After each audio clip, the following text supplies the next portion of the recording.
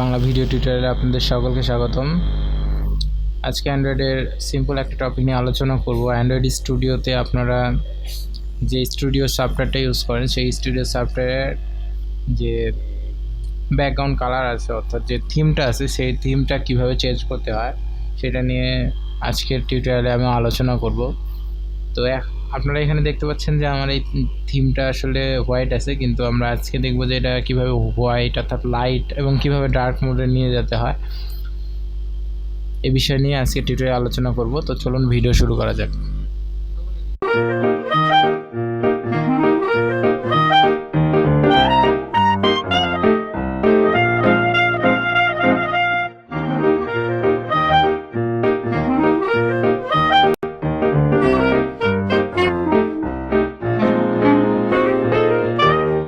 আপনারা এখানে দেখতে পাচ্ছেন যে আমার যে অ্যান্ড্রয়েড স্টুডিওটা আছে এটা হচ্ছে লাইট থিম ইউজ করা আছে।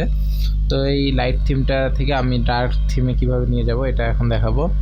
তো এই জন্য আপনারা প্রথমে ফাইলে চলে যাবেন, ফাইল থেকে সেটিংয়ে চলে আসবেন।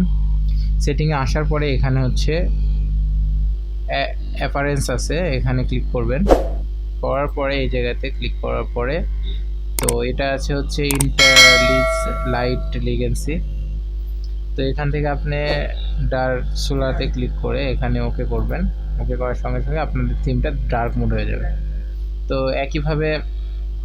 একইভাবে যদি হচ্ছে আপনারা তো এখন একইভাবে যখন আমরা লাইট থিমটা ইউজ করতে যাব তখন আবারও এরকম ফাইল থেকে সেটিংয়ে যাওয়ার পরে আবার হচ্ছে এখানে অ্যাপিয়ারেন্সে ক্লিক করার পরে এই জায়গা থেকে ইন্টারলিজ লাইট লিগেসি সিলেক্ট করে ওকে করব, তাহলে আমাদের থিমটা আবারও লাইটে চলে আসবে।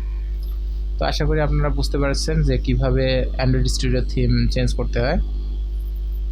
তো এছাড়াও যদি বুঝতে কোনো সমস্যা অবশ্যই কমেন্টস করবেন এবং ভিডিও ভালো লাগলে অবশ্যই লাইক করবেন এবং আমার চ্যানেল নতুন হয়ে থাকলে অবশ্যই চ্যানেলটি সাবস্ক্রাইব করবেন। আজকে টিউটোরিয়াল এই পর্যন্তই। সবাই ভালো থাকবেন। আল্লাহ হাফিজ।